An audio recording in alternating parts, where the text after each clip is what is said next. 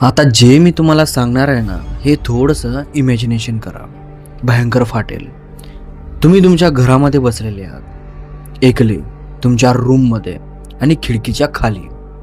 तुमच्या रूममध्ये एक खुर्ची आहे, जी खुर्ची खिडकीच्या खाली ठेवलेली आहे.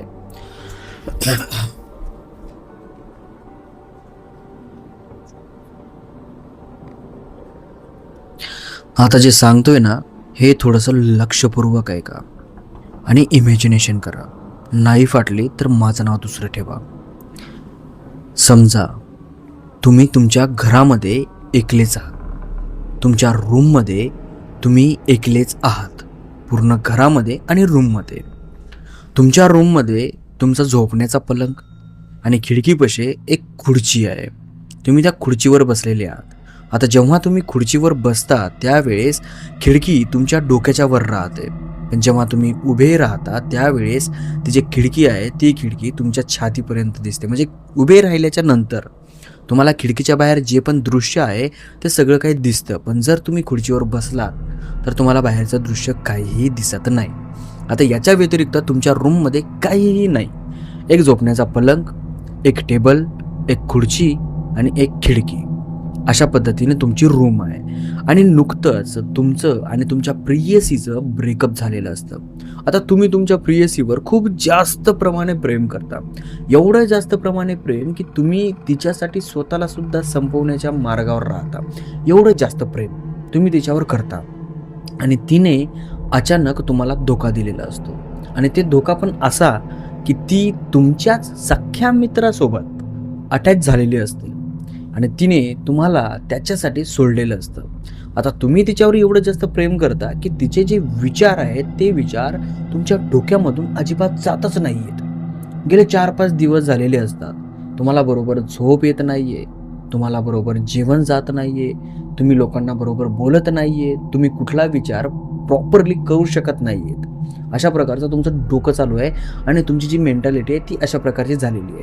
आता तुम्ही विचार करा, जर तुम्हाला 2-3 दिवस झोप नाही येत बरोबर, तर व्यवस्थितशीरपणे थोडंसं नाही राहणं, तर तशा प्रकारचं तुमची हालत झालेली आहे. आता अचानक तुम्हाला रात्रीला जाग येते. 12-12:30 वाजले असतील त्या टायमाला. जाग आल्याच्या नंतर तुमची जी प्रेयसी आहे तिचे पूर्ण विचार तुमच्या डोक्यामध्ये यायला चालू होतात आणि ते जातच नाही. तुम्ही काही जरी केलं तरी ते विचार जातच नाही आहेत. मग तुम्ही जाता आणि तुम्हाला असं वाटतं की बाहेर जाऊन थोडंसं उभं राहावं. तुम्ही तुमच्या रूमच्या बाहेर जाता, पूर्ण घराचा दरवाजा उघडता. आता त्यावेळेस तुमच्या घरामध्ये दुसरं कुणीही नसतं. तुमचे जे आईवडील असतात ते त्यांच्या नातेवाईकाच्या इथं गेलेले असतात आणि तुम्ही घरामध्ये एकलेच असता. आता तुम्ही बाहेर जाता घराच्या आणि घराच्या बाहेर जाऊन उभे राहता, पण घराच्या बाहेर उभे राहिल्याच्या नंतर रात्री 12:30चा टाईम असतो. त्यावेळेस सगळीकडे शांतता पसरलेली असते आणि जे थंडगार वाऱ्याच्या झुळका येत असतात त्या वाऱ्याच्या झुळका तुमच्या शरीराला टच करून जात असतात. असं वाटत होतं की कुणीतरी जवळ येऊन तुमच्या शरीरावर फुंकते आणि ते निघून जाते. तुम्हाला भीती वाटते. आता साहजिक आहे ना, रात्री 12 वाजता जर आपण घराच्या बाहेर उभे आहोत आणि आजूबाजूला कुणीही नाही तर भीती वाटणारच झाली. सेम त्या प्रकारची भीती तुम्हाला वाटू लागली. मग तुम्ही घरामध्ये येता आणि तुमच्या रूममध्ये बसता.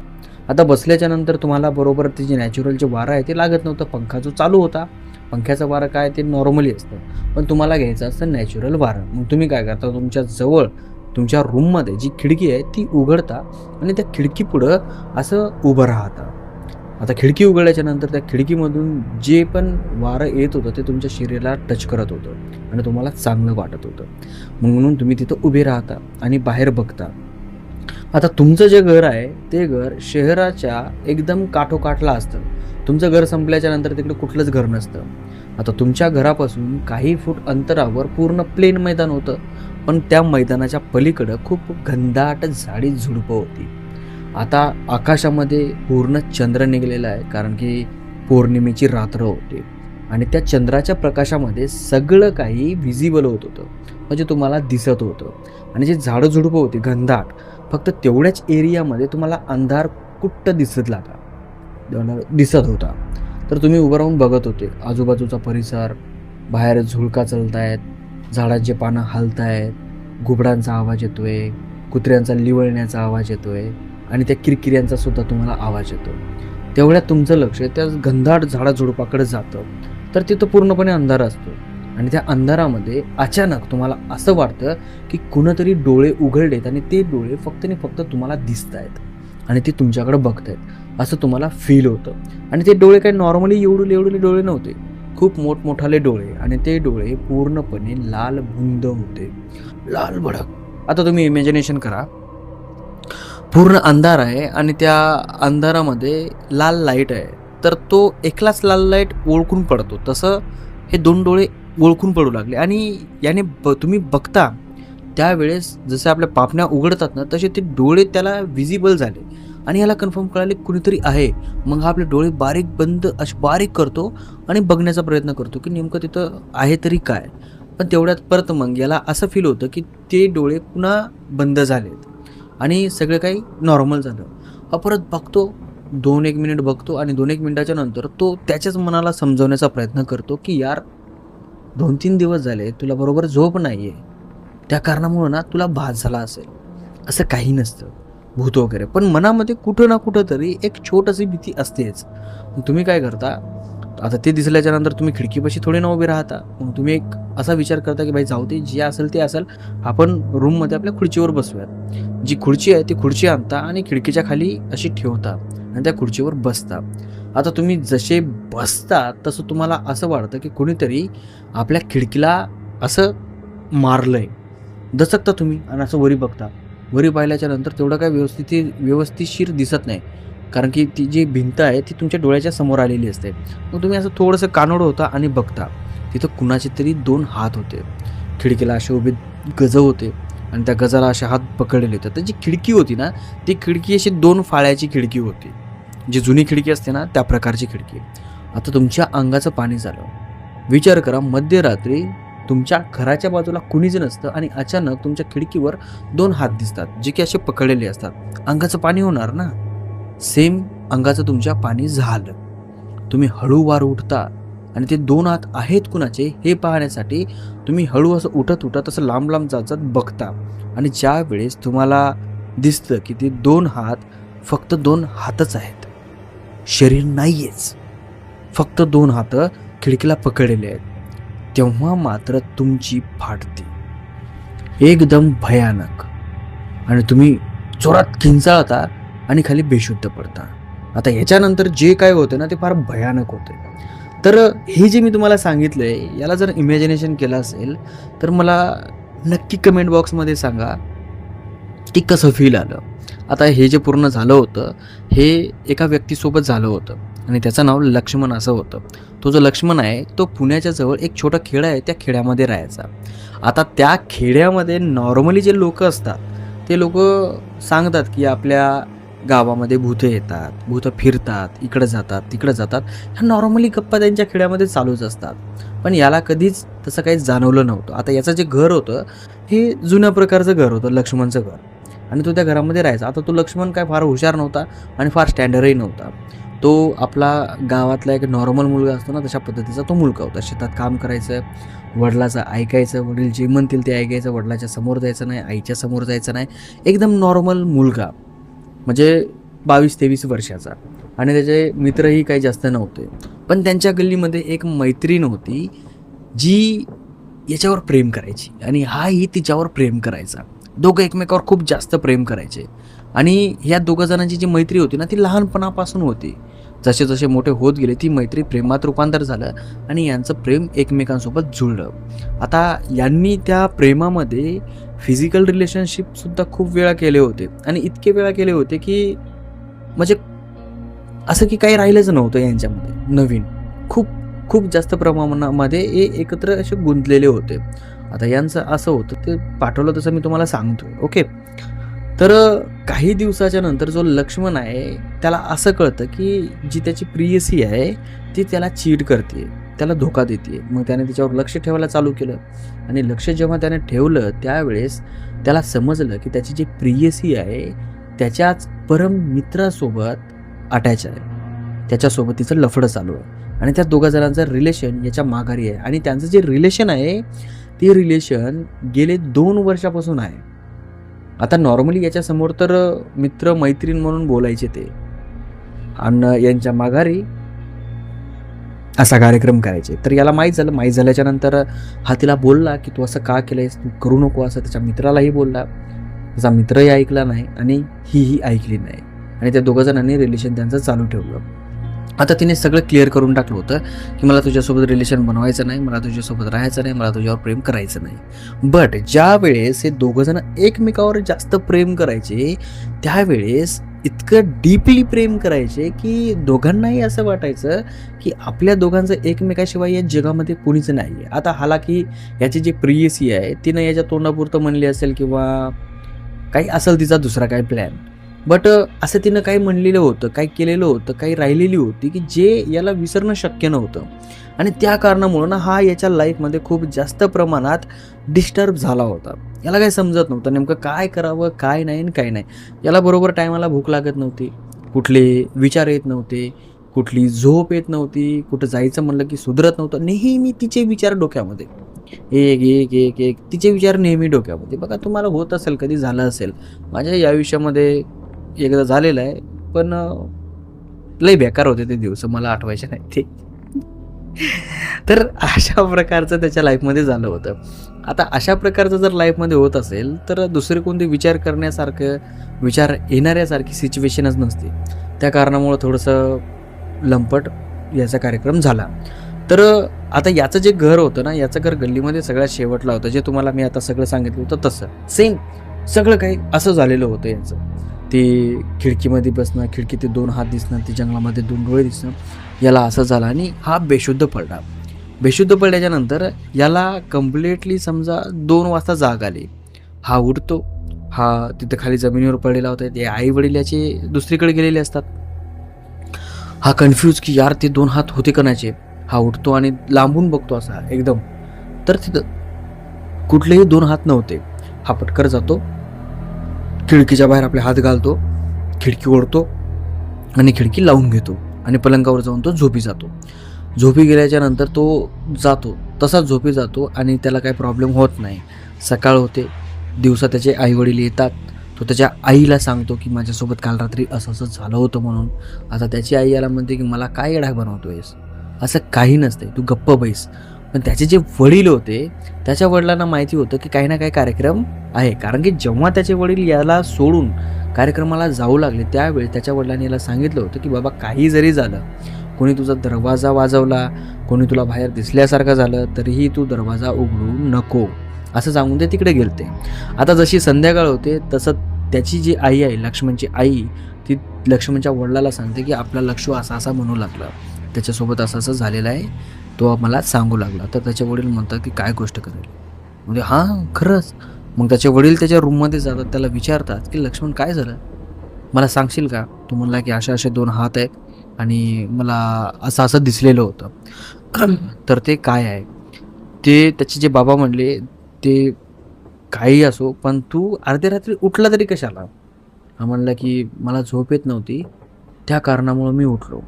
मग त्याचे बाबा म्हणले की ठीक आहे, जर तुला आज असं काही भास किंवा जाणवलं तर तू अजिबात रूमच्या बाहेर निघू नको आणि खिडकी बिडकी काय उघडू नको, आणि जर तुला वाटलं काय गडबड आहे तर आमच्या दोघांना तू हाक मार, ओके. हा म्हणलं ठीक आहे बाबा, मी हाक मारतो तुम्हाला. तर जेवण खाऊन सगळेजण झोपले. रात्र झालेली होती. त्या रात्रीचा टाईम 12-12:30 वाजता. आता याला झोप येणं, आता याला याच्या प्रियसीच्या वरचं याला ह्या गोष्टी आठवायला लागल्या. ते तुटलेले हात, ते लाल डोळे, ह्या 2 गोष्टी. प्रियसी गेली खड्यात. आता प्रियसी आठवत नव्हती याला हे 2 हात आणि ते लाल डोळे आठवत होते. याला समजत नव्हतं की आता नेमकं हे झालं काय आणि ते होतं काय. याला झोपच येऊ देत नव्हती ना. तर कालचा टाईम झाल्याच्या नंतर याच्या कानावर आवाज येतो की कुणीतरी खिडकी अशी ठकठक ठोकावली. आता हा कन्फ्यूज की भाई खिडकी ठोकावली, रात्रीचे 12:30 वाजले, आत्ता काय करू मी. हा उठला आणि खिडकीच्या सांधीतून बघायला लागला.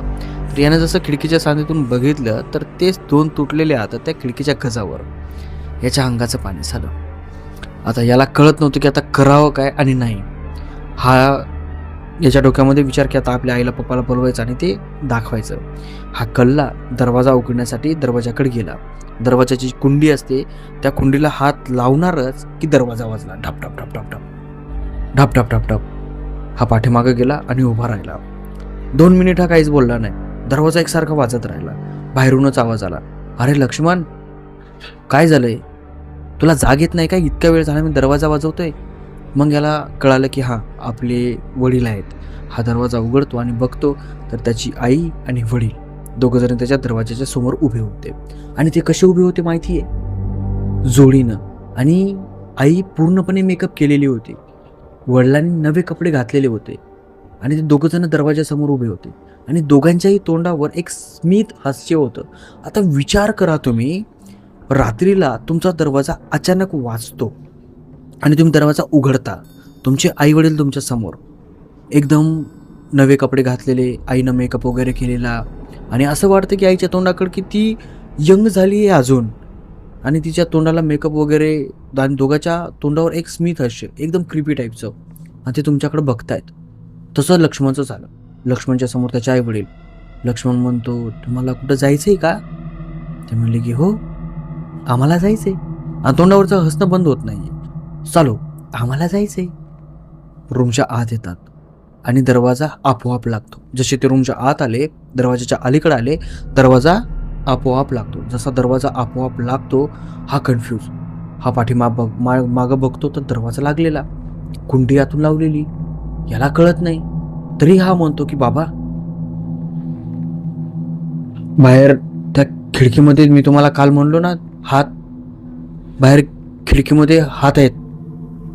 तर त्याचे बाबा हसले आणि त्याला म्हणले की हो,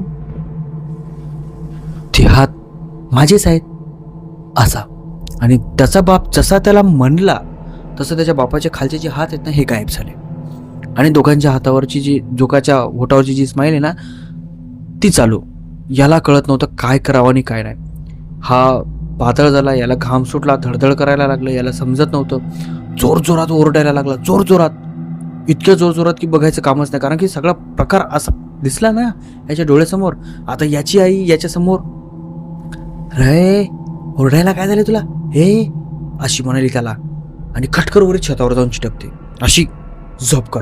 आणि त्याचे जे वडील आहेत ते पण इकडच्या कोपऱ्यामध्ये जातात, आणि वडिलाचे जे 2 हात आहेत ते त्या कुंडीला असे लागलेले, धरलेले, जसं की बाहेरून कोणी उघडतंय तर दरवाजा उघडू नये यासाठी. आणि तेवढ्यात बाहेरून धाडधाड दरवाजा वाजतो. आता त्या दरवाजाच्या आतून कुंडीला ते 2 हात, याची आईवर चिटकलेले, याचे वडील त्या कोपऱ्यामध्ये चिटकलेले. हा इथं ओरडतोय, बाहेरून दरवाजा धडधड वाजतोय, आणि जसा दरवाजा वाजतोय तसा हा ओरडतोय जोरजोरात. आणि दरवाजा धडधड करता दरवाजा तुटतो, ती कुंडी तुटते आणि दरवाजा उघडतो. जसा दरवाजा उघडतो तो बाहेर बघतो तर याचे आईवडील. आता याच्या आईवडिलाच्या तोंडाकडे यांना बघितलं तर नॉर्मली ते घाबरलेले, त्यांच्या अंगावर घाम सुटलेला की आपलं लेकरू का ओरडतंय. आणि हा इकडे तिकडे बघतो तर जे मधात आलेले आईवडील ते गायब. हा पूर्णपणे पाणी. ते दोघंजण आले, याला जवळ घेतलं, याच्या वडिलांनी याला मिठी मारली, अरे बाबा काय झालं, तू का ओरडतोयस? हा ओरडायच्याच नादात जोरजोरात. 10-1 मिनटं ती झाली प्रॉब्लेम. आजूबाजूचे जे शेजारी होते इकडच्या साईडचे ते आले, घरात बघितलं, तर नंतर यानं सांगितलं की मला असं दिसलंय आणि हे माझ्यासोबत झाले. मग त्याच्या वडिलाला समजत नव्हतं काय करावं आणि काय नाही. आता त्याच्या वडिलाला एक आयडिया होती की या कारणामुळं याच्यासोबत असं काही झालेलं असेल, पण त्यांनी काही त्यांना सांगितलं नव्हतं की हे का झालेलं आहे म्हणून. तर दुसरा दिवस झाल्याच्या नंतर त्याचे वडील त्याला घेऊन आणि एक शेजारी घेऊन एका जाग्यावर जातात, जिथं दर्गा असतो त्या जाग्यावर जातात. आणि तिथं एक खूप जुना माणूस असतो, मौलानाच म्हणतात ना, एक पुजारी, ठीक आहे यार पुजारी म्हणून टाकूया, दर्ग्यावरचे राहतात ते. तर तिथं तो होता. तर तिथं गेल्याच्या नंतर त्याला सांगितलं की बाबा असं झालेलं आहे, तर काय करावं. तर त्याने झाडफूक केली, थोडीशी मंत्र वगैरे वाचले आणि याला अंगारा वगैरे दिला, 2-3 लिंब दिले आणि याला सांगितलं की प्रत्येक लिंबू खा, पहिले जेवायच्या अगोदर अर्ध प्यायचं आणि जेवण झाल्याच्या नंतर अर्ध प्यायचं, ओके. तर असं याला सांगितलं. आता ज्या वेळेस समजा हे सगळं काही झालं आणि त्याचे जे वडील आहेत ते वडील त्या माणसाला बोलायसाठी जरा दूर गेले आणि याच्यापाशी तो शेजारी राहिला होता. तर याने शेजाऱ्याला विचारलं की माझ्यासोबत काय झाले, माझ्या अंगात काय भूतभूत घुसलंय का. तो शेजारी म्हणला नाही, तुझ्या अंगात भूतभीत काही घुसलेलं नाही. आपल्या गावामध्ये एक असं म्हणतात की एक अशी शक्ती आहे, जी शक्ती अशी आहे की समजा आता ते कसं सांगावं यार, माईचं ताप मारला काय होतं ते. एक मिनिट हा. तो म्हणे त्याला की एक अशी शक्ती आहे जी शक्ती रात्रीच्या वेळेस जर यंग मुलगा किंवा यंग मुलगी घराच्या बाहेर आली आणि घराच्या बाहेर आल्याच्या नंतर त्या मुलानं किंवा त्या मुलीने काही असं कृत्य केलं जे त्याला करायला नको हवं किंवा काही असे विचार जे त्याला करायला नको हवे, तर ती शक्ती त्याला दिसते आणि ती शक्ती त्याला परेशान करण्याचा प्रयत्न करते. हालाकी ती कोणाचा जीव घेत नाही किंवा कोणाला नुकसान पोहोचवत नाही, आणि जर पोहोचवलं तर तो त्याच्याच हातानं स्वतःला नुकसान पोहोचवतो, मारून घेणं किंवा काही व्यतिरिक्त करणं. आता ती काही शक्ती एवढीही ताकदवर नाही आहे आणि असं म्हणतात की ती नॉर्मली कोणालाही लागते, पण अशी लागते असं जर काही केल्याच्या नंतर. आता तुम्ही समजू शकता की मी कोणती गोष्ट बोलतोय, जी गोष्ट करायला नाही पाहिजे ती. आणि खास करून घराच्या बाहेर मुलगा असो मुलगी असो विदाऊट लग्नाचे त्यांनी जर काही बाहेर केलं 12च्या नंतर त्या गावामध्ये, तर असला काही प्रकार होतो. आणि याने तेच केलं होतं. ज्यावेळेस हा बाहेर गेला होता, याच्या गर्लफ्रेंडचे विचार याला येत होते, याला झोप येत नव्हती आणि याने बाहेर जाऊन काहीतरी केलं, जे मी तुम्हाला म्हणलो ना की खूप डीपली प्रेम होतं यांचं, ते अशा प्रकारचं प्रेम होतं. तर याच्या डोक्यामध्ये ते विचार आला आणि हा गप्प बसला. पण त्याच्यानंतर कधी त्याच्यासोबत असली काही प्रॉब्लेम झाली नाही आणि त्यानं नंतर विचार केला आणि त्यानं ठरवलं की भाई असं आपण कधी बाहेर जाऊन करायचं नाही. तर हे लक्ष्मणच्या आयुष्यामधला झालेला एक भयानक अनुभव होता. अर्थात जे लक्ष्मण नाव आहे ना, हे सुद्धा काल्पनिक आहे. म्हणजे हे काल्पनिक नाव आहे. ज्या व्यक्तीनं आपल्याला पाठवलेलं आहे त्यांनी काही नाव मेन्शन केलेलं नाही आहे, फक्त त्यांनी असं सांगितलं की लक्ष्मण हे नाव सजेस्ट करून टाका तुम्ही, काय प्रॉब्लेम नाही त्या नावाला. तर कशी वाटली कथा? कथा जर चांगली वाटली असेल तर लाईक करा, चॅनलला सबस्क्राईब करा, कमेंट चांगली करा. आणि तुमच्यापाशी जर अशी एखादी कथा असेल तर खाली डिस्क्रिप्शनमध्ये एक व्हॉट्सअप नंबर दिलेला आहे किंवा एक ईमेल आय डी दिलेला आहे, त्यावर तुम्ही तुमची भयकथा पाठवू शकता. तर चला भेटूया पुढच्या भयकथेमध्ये. तोपर्यंत जय हिंद, जय महाराष्ट्र.